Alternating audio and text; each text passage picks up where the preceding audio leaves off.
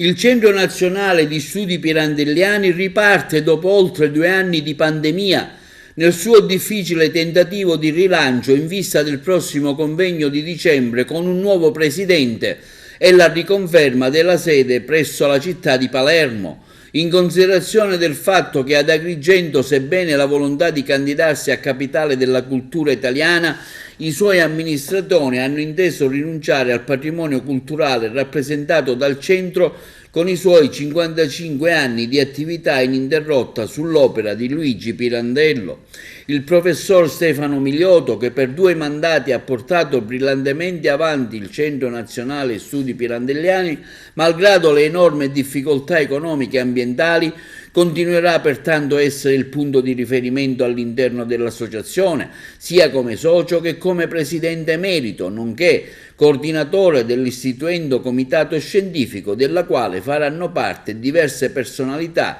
del mondo della cultura e non solo. Oltre al presidente Carmela Pace, vicina al centro da oltre un trentennio, faranno parte del nuovo consiglio di amministrazione altre figure di rilievo, quali quella di un direttore previsto dalle norme statutarie, ovvero Gilda Pennica, docente del Liceo Classico Empedocle di Agrigento, anch'essa storica presenza del centro, la professoressa Angela Megna, l'avvocatessa Maria Luisa Butticè e Nino Lauretta, nominato altresì consigliere delegato.